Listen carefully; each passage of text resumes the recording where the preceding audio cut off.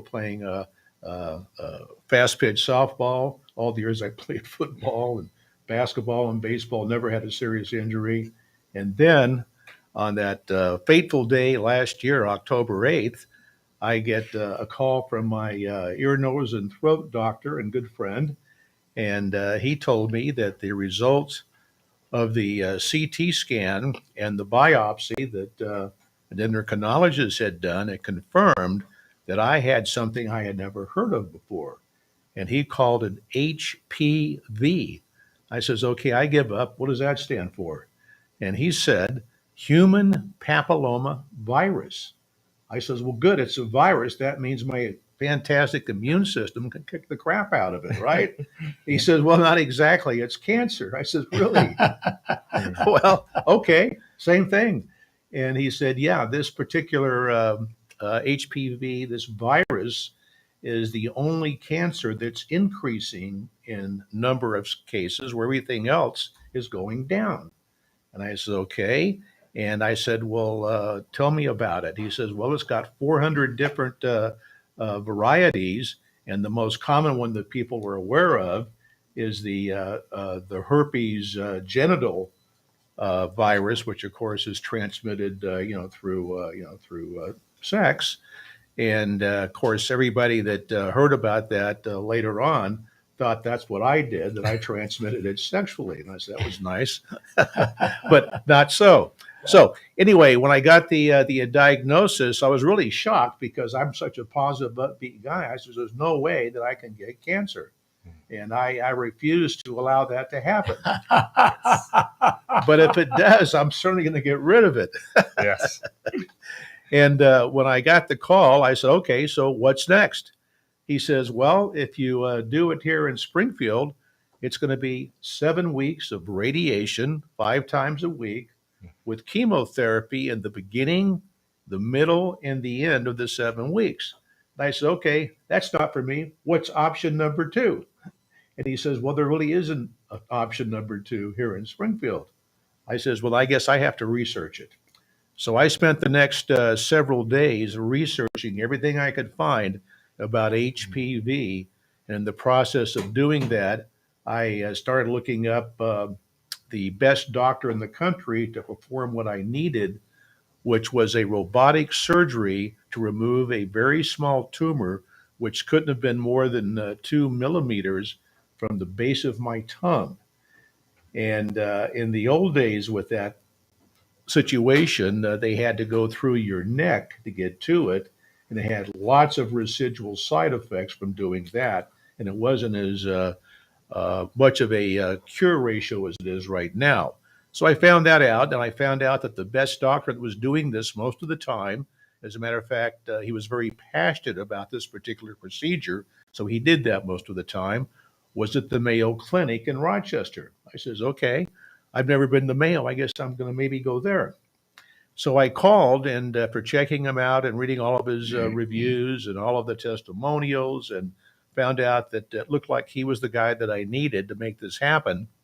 And we arranged to have a Zoom call on the phone, and that was going to take place later on in October. As a matter of fact, I remember it was a Monday. It was a day after we attended a Chiefs game, and never had such a cold football game in our lives. My wife was frozen stiff and complaining the whole time. Didn't really enjoy the game. So we left at halftime and went to a restaurant to get something to eat and something warm. And it was on the TV there. We had a lot more fun there than the stadium.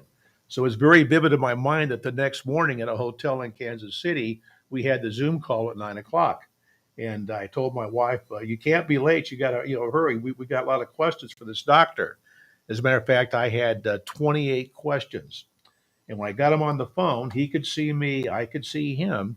And I said, well, Dr. Moore, it's my pleasure to meet you, but I have to tell you up front that the answers to my 28 questions will determine if I want you to take care of this problem I have. And silence, right? I said, oh my God, my wife is going nuts. She thinks I'm insulting him, right? But I wasn't. I just wanted to make it clear that I had done my research and I knew what I needed and I knew what I wanted, and I thought he was the guy to make it happen. So as it turns out, he had checked me out and found out as much about me as I did about him. And I think he realized, like I did, that we needed each other.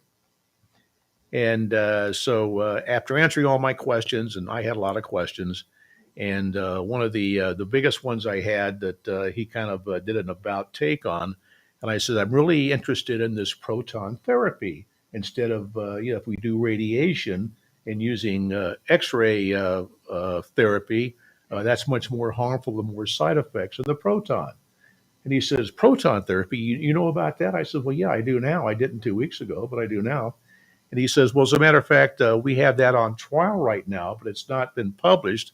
So we're not able, to do it except on very, very severe cancers, which is, not what you have. And I said, oh, okay. Well, everything else seems to be okay. So we had made an agreement he wanted me to do a PET scan because the CT scan and the X-ray didn't reveal the exact location of the tumor beneath my tongue. He wanted to be very specific, and the PET scan will give him a three-dimensional view of that tumor. So I got to order that here in Springfield and then send it up to him electronically through the Martin Center, and he got that. And we set the time for the surgery tentatively for November 15th, which was 4 days before my 75th birthday. So my wife says, there goes the big party. And I said, yeah, we're going to be in Rochester, it looks like. But before that, I had to go to Rochester to do a bunch of tests. And this was kind of hilarious because I had no idea how this thing worked. I just knew it was really cold up there, much colder than it was down here. And I'd be flying alone because my wife hates to fly. She's going to go for the operation, but not the preliminary stuff. So I said, here I'm on my own. So I decided after talking to the doctor, and actually before that, I'm going to attack this thing a little bit differently than most people. Most people that I know that get that diagnosis, they've got cancer. It's, oh my God, woe is me, cancer. Oh, that's really serious. I might die. What'll I do? Who do I talk to? Where do I go? Mm-hmm. And of course, the first doctor they talk to, okay, radiation. Okay, where do I go? What do I do? And what do I, have to worry about? Basically, a knee-jerk fear response. Yeah, exactly. Literally. Yeah. So all of a sudden, with that diagnosis, most people completely believe they've lost control. Yeah. Where I thought that I'm in control still. This is still my life, my choice, and I have the ability to choose who I want to have take care of my problem and get rid of it. And that person was Dr. Moore. So I'm all in, and my insurance was fine. And, I started preparing for this years ago because of the fact that I had got the kind of insurance that would allow me to go anywhere in the country if I had something serious for my wife like this happened. Even though I was healthy, I looked ahead just in case I wanted to be prepared and not have to go to a specific hospital like Cox or Mercy. And so that was a big part of it. And the other thing I decided is, you know what? I need to map out a template and a blueprint for how I'm going to attack this from front to back. Finding the doctor, doing the research, and now I have to go through all these tests. And I didn't know what to expect. So I decided that I was going to go to Rochester, fly in through Chicago, then Rochester. I had to fly in on a Sunday for a Monday of nothing but tests starting at 8 o'clock in the morning. And my first test was at 8 a.m. At the Mayo Clinic, and it was for a specimen test. Now, I ask all you men out there that have done specimen tests in the past, what does that visualize for you? That means you're going to urinate in a jar, right? That's a specimen test. So that's what I expected. So before I left the hotel, I made sure I drank a lot of water so I could perform. So I go into the room where all these people, there's 40 people in this room waiting like me, I assume, for this specimen test. And as soon as I walked in there, it was really, it felt like I was walking into the room of death. Death permeated the air, and I could smell it. and I wanted no part of it, right? Hmm. Now, of course, I decided that I'm not going to dress like everybody else and, old clothes and sweatpants and jeans. I had a Italian cashmere coat on. I had, a silk shirt, Italian slacks, very expensive loafers. I want to look like $1 million because I'm there to defeat something that's very ominous and that everybody else is scared to death of. And I don't want to give that impression that that's me. So as I walked in and sat down amongst all these people, and most of them were old, heck, I guess I'm old, but I don't feel like that. and, and I sat down, and the guy next to me was in a wheelchair. He says, "Well, excuse me, doctor, but what are you doing here?" I said, "Well, first of all, I'm not a doctor. I'm a patient like you waiting to do the test." He says, "Oh my God, really?" He says, "Well, how come you look so healthy?" I says, "I feel great." Am I supposed to feel bad? I said, nobody told me that. And all of a sudden, it occurred to me that these people didn't have the same mindset that I decided to develop. And so I started telling them, I said, look, folks, if we're going to beat this thing collectively, we have to develop the right positive mindset that leaves no doubt that we're going to get a cure of the cancer. And number two, we have to develop a plan. And that plan has to include you being your own doctor. So therefore, you have to take responsibility for finding out what you're dealing with. What's the what's the things you've got to be aware of? Do you have to pick the right doctor? Who is he? Where is he? All these things require you to find out and not depend upon your doctor to tell you because he might be limited in his knowledge. Who knows? And so, anyways, as I started talking and putting out this mindset and this attitude, people started gathering around me in concentric circles. So I had all these 30 or 40 people listening to me go on and on about how I'm going to beat the cancer. So, anyways, they finally called my name, and I go in there to the room, and there was this 450-pound woman sitting in a chair for the last 5 years, it looked like. But at the same time, I was so impressed that all the people that were working at Mayo were very positive and upbeat, including her. And she was a very delightful lady and says, "Well, you're Mr. Cameron. Well, come on in. We want to, go ahead and do the specimen." I said, "Well, I'm ready." And she says, "Okay." And so she fumbles around. I didn't see a jar. And she hands me, I says, "Well, what the heck is that? Where's the jar that I pee in?" And she says, "Oh, no, no, it's not that kind of a specimen." I said, "Well, what is it?" She said, "It's a COVID test." I said, "A COVID test? What the heck has it got to do with my cancer? I haven't got COVID." Well, she says, "We have to give you a COVID test if you come to Mayo." I said, "Okay, well, let's do it." So, anyways, the whole day was a series of tests like this, blood test, electrocardiogram.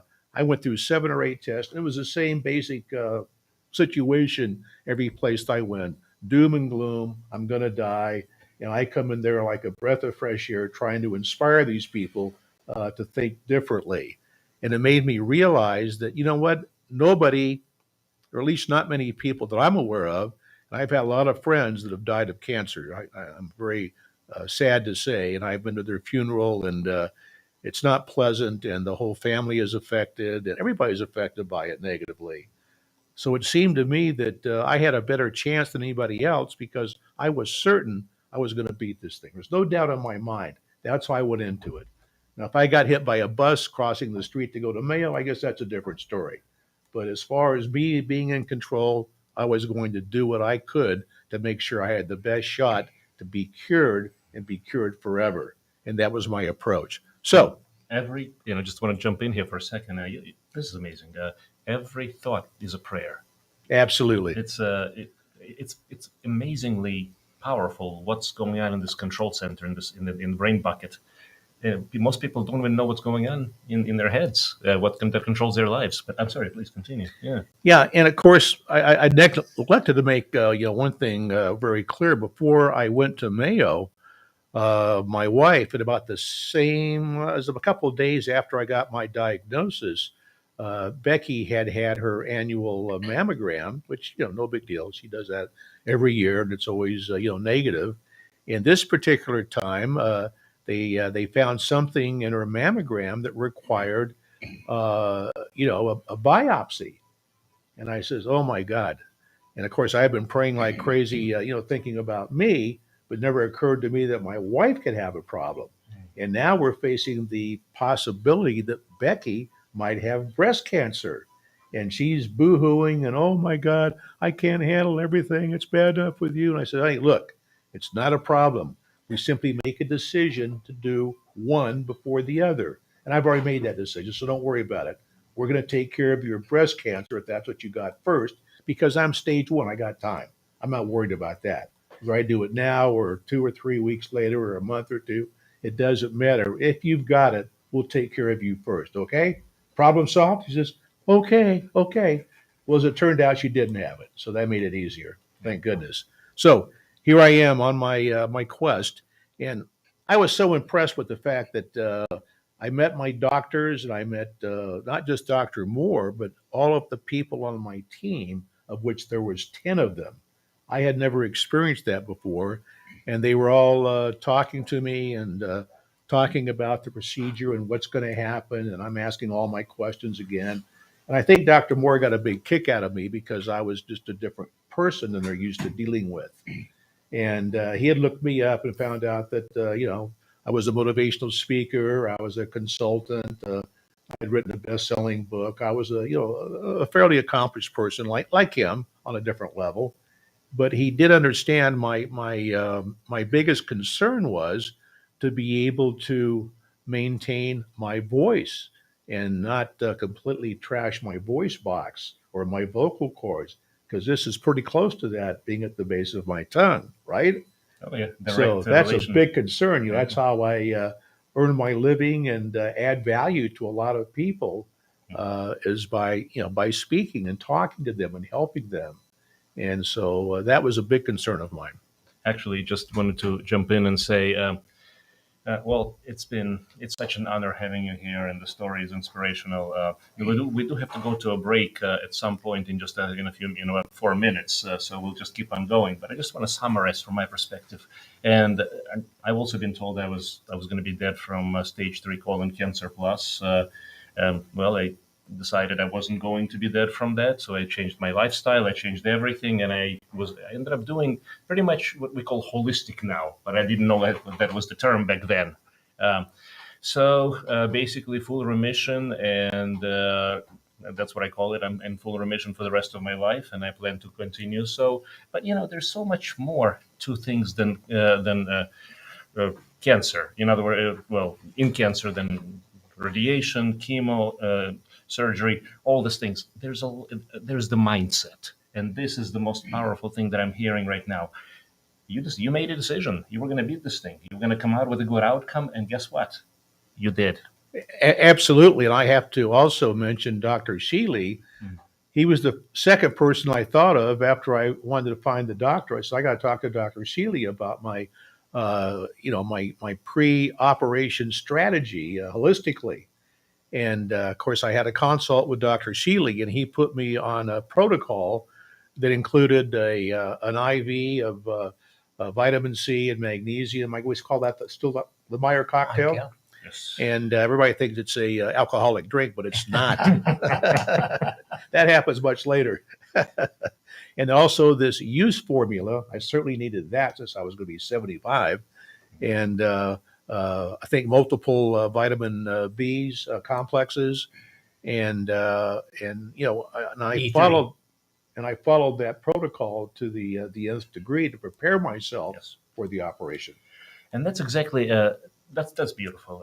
When people go through cancer or any other kind of disease now, I'm not stating over the radio that we're curing cancer. That's not the statement. I just want to be real clear on that.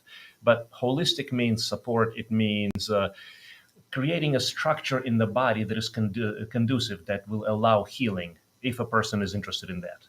And here's the most interesting fact: most people can achieve good outcomes despite being told terrible things if they put the right mind frame, right concept, right follow through, and the right steps. In other words, lifestyle, supplements, stress management, among other things, of course. And there's a lot more to it than that. But the word cancer doesn't have to mean death. It really doesn't. And as a matter of fact, I'm not sure about you, but to me, it was the one thing that made me stronger. Absolutely. that turned me around. That's the time. That's when I knew that I was going to become. I wasn't being the same. That's when I became holistic doc. Attitudes, that's Attitude. in motion, spiritual forces for bringing about change for the positive. Absolutely. We got to remember God's involved in this too. I did so much praying, and all my friends that found about it, my kids, my family, my grandchildren, it was the same thing. I'm going to beat it. Don't worry about Grandpa, about Dad. I'll be okay. We're going to go to a break. We can continue talking still on YouTube Live, Facebook Live, and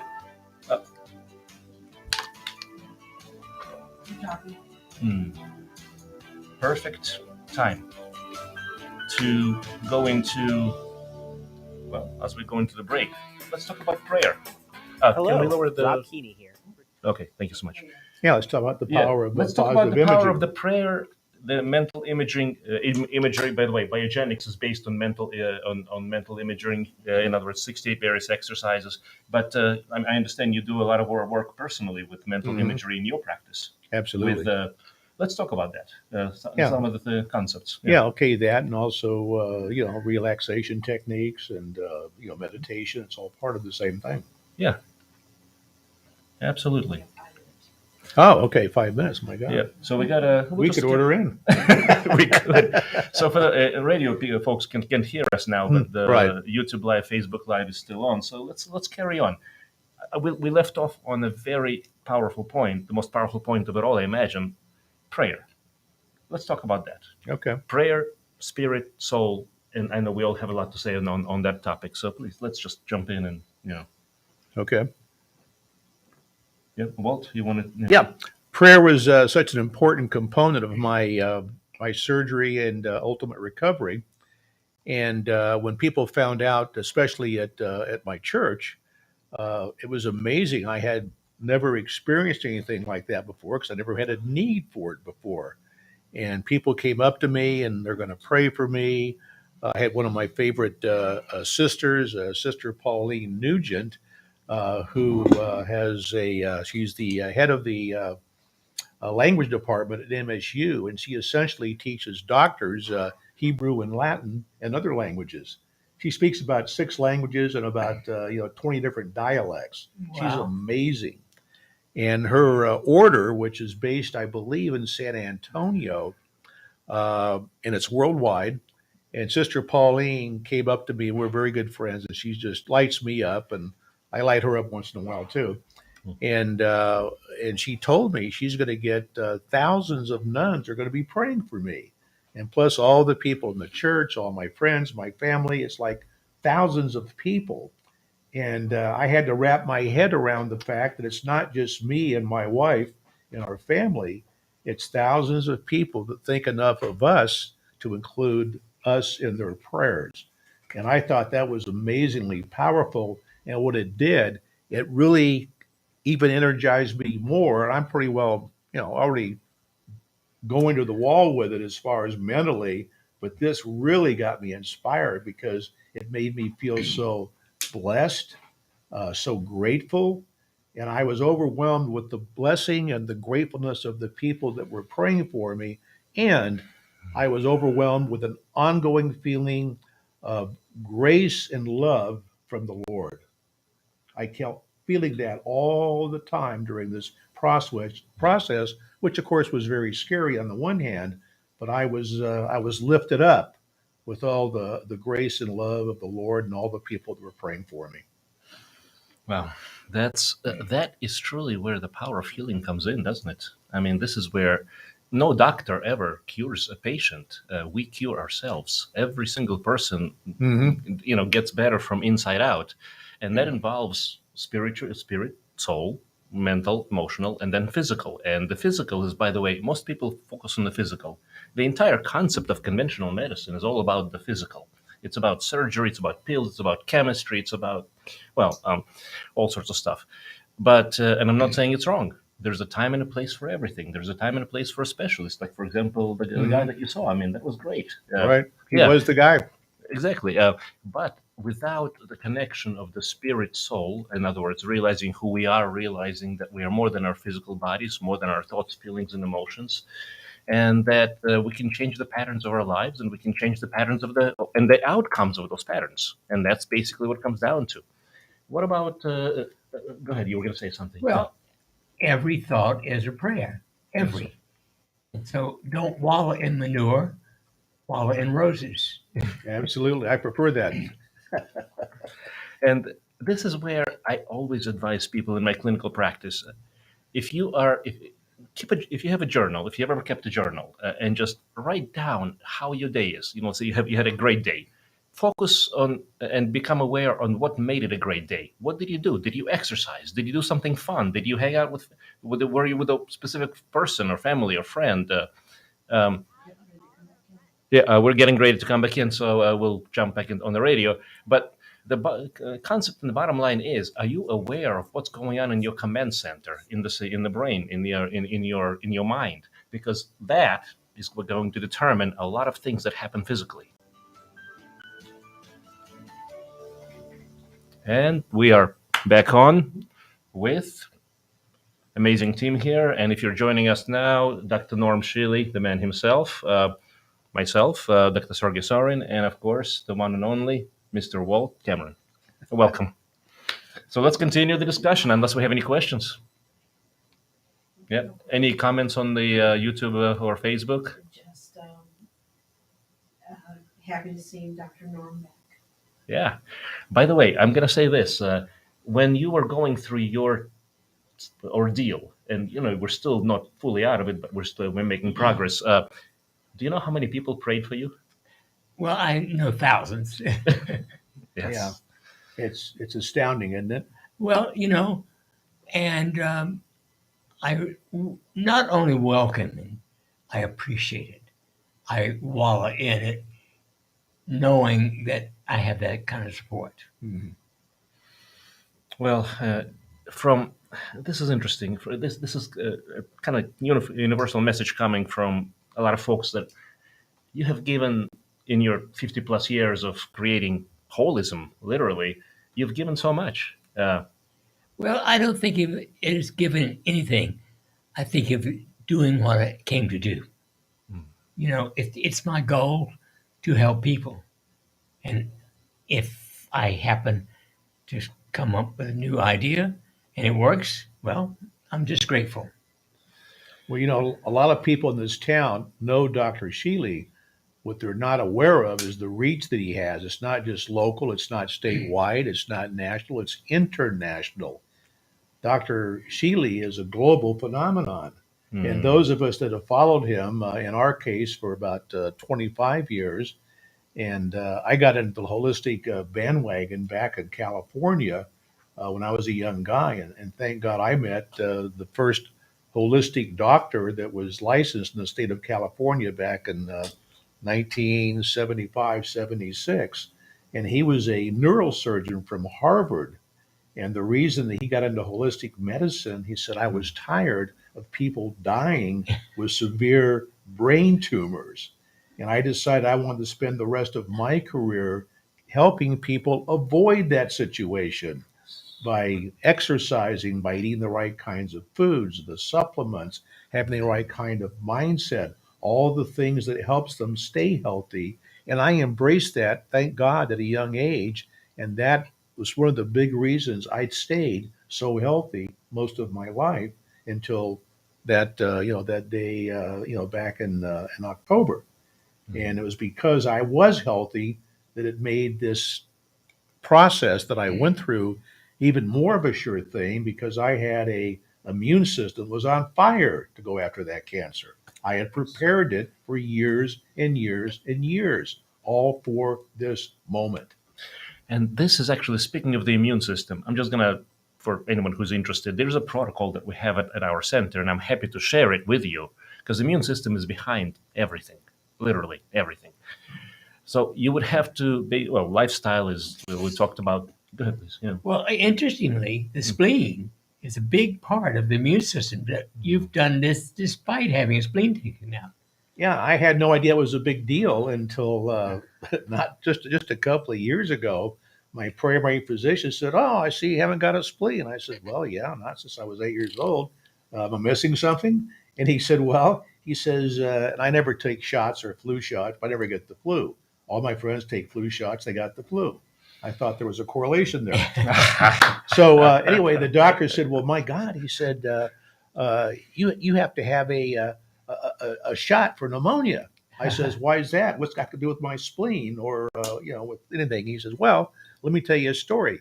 He said, "I've been practicing for 25 years, and I've had two people that I've known that didn't have a spleen. You're number three." And he says, "The problem is if you go in the hospital," he says, "without a spleen, you're more susceptible to pneumonia than anybody else because of the lack of a spleen." And as a matter of fact, the two people I'm talking about, one of those two took the shot, the other one did not. They're both in the hospital. The one that didn't take the shot died of pneumonia. The one that did not die of pneumonia. I says, "Give me the shot." I mean, I want to be holistic all the way, but I'm not stupid. If that's going to help me beat pneumonia in the hospital, I want to take it. So that's one of the few shots that I did take. Let's talk about holistic. What does holistic mean? First of all, there's several layers, and holism is actually holism, holy spirit, spirit, soul, mind, body, in that order, not mind, body, spirit, with the spirit being the last. That's terrible. But holism is also embracing all of the resources that are available, including conventional resources when appropriate, especially acute or situations like what we're talking about discussing. But you have to realize that at some point, when you get into chronic disease, chronic illness, and you've been saying this your whole life, beyond 6 months, or actually, what are we saying, beyond 3 months of an illness that's not getting better, realistically, if you're not getting better, you're in the wrong pattern. Change the pattern, or talk to somebody like a holistic doctor who can help you do better. It's attitude every moment of every day. Absolutely, that's right. It can never waver. You've got to maintain the attitude and the confidence of your conviction. Exactly. So, I want to jump in briefly with a protocol if you do want to strengthen your immune system. So, you mentioned a couple of things: a good B complex, essentials, ecogreens, that's another name for it. Vitamin C, MSM combination raises DHEA by 60% naturally. That's the youth formula. Magnesium, topical, not by mouth. Let's see what else. D3. D3, astaxanthin. That's another one. That's basically that's got so many positive antioxidant and so many other qualities, and they autogenic training. Well, let's kind of finish up on the supplements and the physical, but there's one more I'm thinking. Beta glucan, beta 1,3 glucan, 500 milligrams, and IVC, intravenous. You cannot get vitamin C in 50 grams or more, especially cancers. It supports the immune system. I'm not saying we're curing cancers, but it's interesting that we have people with stage 4 cancers, and I have one gentleman in his 80s who actually beat it. He was given a death sentence. He was written off. No, he did it. And it was vitamin C, medical ozone, intravenous, where the ozone cleans up the blood, goes through the ultraviolet. And again, I'm not saying we're curing anything of that nature, but if people get better, if the immune system stands up and does its thing, guess what? That's holism. It optimizes the immune system. Yeah. So, if you have any questions, interesting, well, people are listening. Hopefully they're following what we say. Well, there's two possibilities. Number one is this conversation is just, is so interesting that, everybody's just listening, doesn't want to interrupt. The other possibility is that we're not able to reach anybody out there. But, we're scaring the crap out of We're scaring the crap out of them, right? But seriously, folks, feel free to call in. This is a wonderful opportunity. Now, I'm just going to ask you a few personal questions. Sure. In your personal career, you've achieved quite a few things. What would you say the highlights of that would be? Oh boy, that's a tough one. The highlights for me was always adding value to the clients I was honored to serve, because that's why you do what you do. At least that's what I always thought. And I had a great piece of advice from a mentor of mine back when I was 23 and getting into my speaking career. And he told me that if you help enough people get what they want, you'll get what you want as a byproduct of that. And I had never understood that concept before because at 23, I wanted to grab it as quick as I could, as fast as I could, and didn't really think about anybody else except me because I was very self-oriented. And my attitude has always been there's only one purpose in life, to help other people. That's Whatever right. you do, the person who made this piece of paper is quite as important as I am. Yeah. Exactly. And through my career, that's been made obvious to me over and over again with the people that I have helped and was able to add value to their lives. And there's nothing more satisfying than that. By the way, we have a question. Okay, let's take a. You on the air? Hi. Oh, hi there. Yeah, I would like to ask Dr. Shealy a call about his PEMF device. Yes. Okay. What is it? Question about Oh, PEMF. hi. Uh-huh. Oh, yeah. Hi, Dr. Shealy. So I have electromagnetic sensitivity, and I have to use blocking devices, like a canopy over my bed, and I don't have Wi-Fi, and I block the smart meter, and don't use a cell phone, and all of that. So can I use your PEMF device then? Yes. With all of that, how does that work with my sensitivity? That's my question. Nicely, it blocks it out into the room, but it will block it not from your body. In other words, the PEMF device is applied on the surface of the body, and it would be safe in that environment. I will jump in on, in addition to what Dr. Shealy mentioned, electromagnetic fields. You cannot get away from electromagnetic fields. It's everywhere. It's in the earth. It's in the torsion fields. It's in the microphone. Okay. Oh, yeah. Sorry. Yeah. So yeah, the question is on electromagnetic frequencies and being sensitive. The thing is, there's positive and negative on everything, or what we call positive and negative, or harmful and helpful. And some things are harmful, whereas other things can be helpful. The PEMF frequencies is the earth frequency that supports the body. So it should help. The only contraindication is an implanted pacemaker. It would affect that, but other than that, it's okay. And we also can't make any recommendations in pregnancy. Yes. Yeah, just because it's, yeah. So then are you saying like the benefit from the PEMF device would be grounding? The benefit from PEMF device could be in helping to normalize the electromagnetic signature of your body frequencies. Okay. That's the short of it, but there's a lot more discussion to it than that. Now, if you get the device and you're really having a hard time with it, then just give us a call and let us know. Okay. All right. Wonderful. Thank you so much. Hey, thank you for calling. Yeah, you bet. Thank you. We have another call. We have another caller. Hello, you're on the air. Hi. Yes, good afternoon. Is this Becky? How are you? Both of us, yes. Thank you for a great topic today. My question is, if you have, can you use castor oil in your eyes if you just have maybe very small cataracts? Or yes. Can you just, the earlier you start, the easier it is. But it's safe. It's safe.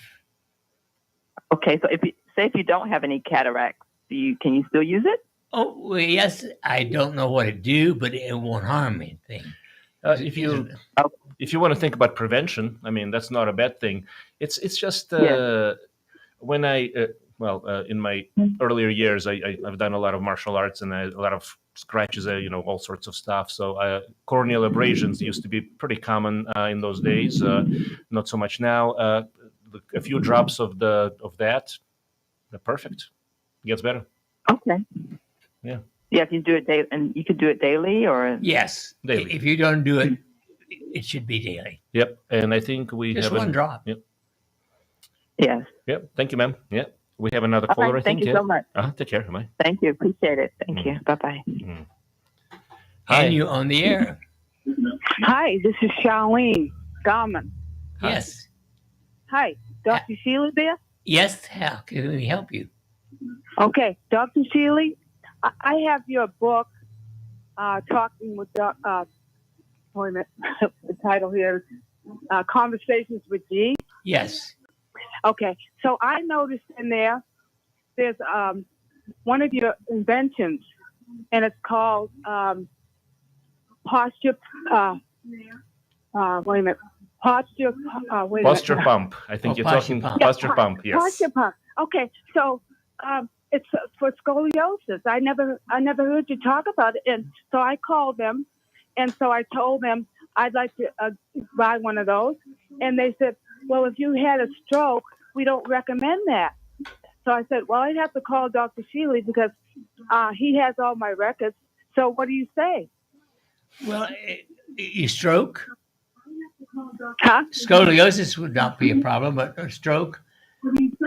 Well, yeah, they said they don't recommend it if you've had a stroke. They told me. I said, well, because I told them I had a stroke in 2010.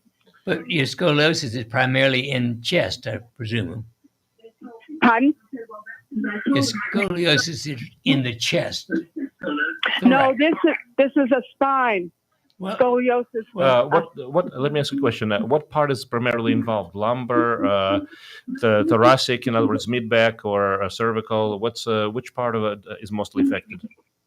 Well, if I went to a chiropractor in the past, and I believe it's spinal, cervical, all that, because from the C1 down to C6, I think that's what they would be adjusting. So primarily cervical. Yeah, I believe so. I believe so. Right. well, personally, I would try it in my office, but I think it would be safe in the spine. Well, it has to be fitted by a medical professional. So that's why I said I have to ask Dr. Shealy, because he invented it, Right. and I'd have to be fitted by him anyway. Well, I would try it conservatively, gently in my office. Okay. So I'll call the office and set up an appointment. Wonderful. That sounds great. Happy to try it. 417-351-5221, and just call for an appointment. Yeah, perfect. Yeah, I know how to do that. Yes, ma'am. Okay. Thanks All for right. calling. Yeah, perfect. By the way, another caller? All right. Yeah, perfect. Hi, you're on the air. Yeah. Yes. Thank you, gentlemen. I was calling in a question for my wife. About a month ago, she and I both take vitamins, and she has taken a vitamin C, and it went down her windpipe. It's caused her some problems, coughing and stuff like that. And that's been about a month. I'm kind of wondering, is there anything that she can do about that? Well, I actually would treat her with a gamma pimp device on the chest, upper chest. Gamma pimp. Okay. Optimizes the Yes. cellular function, optimizes the subcellular function, but also vascular. Lots of good benefits, and decreasing inflammation. That's priceless. Is there anything else she can do in the meantime? We're in Utah, and how long will it take? Well, the only other thing would be D3, 50,000 units once a week, and some of the other natural things we've already talked about for enhancing immune function. Yeah, that'd be perfect. And I think if you were to be at the office, if I were to see you, I would want to listen to the lungs and kind of figure out if there's any kind of wheezing or reactive airway, because there's a few things that can calm down the inflammation, including prescriptions, that I feel comfortable with. Yeah. We won't be moving to the fall here. We're in Utah right now, so that takes kind of get some come in and stuff. But one of these days we'll be out your direction, though. And yeah, I'm sure there's going to be some good ducks out there where you are. not as good as you guys, but I'm sure there's some good ones. Yeah. Yeah, let us know. Keep us informed, please. Yeah. Yeah. A holistic doctor that Only holistic. Yes. Exactly. Okay. All right. Thank you very much. Thank you. Blessings. And another call. This is great. Hello, how are you? Hey, how you doing? I wanted to ask, could you have Mr. Walt Cameron explain a little bit about the last parts of his story and the technically the surgery?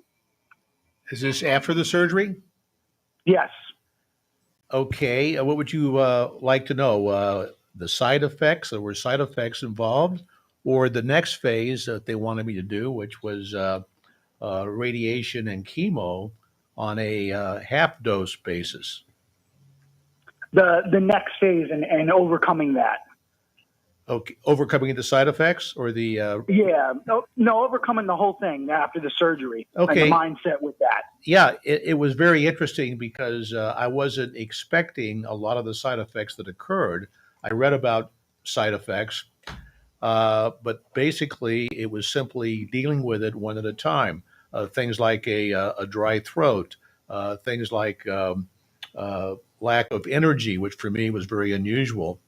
And I just worked through it week by week. I've still got a couple of things. I had something happen 2 weeks after surgery. I woke up and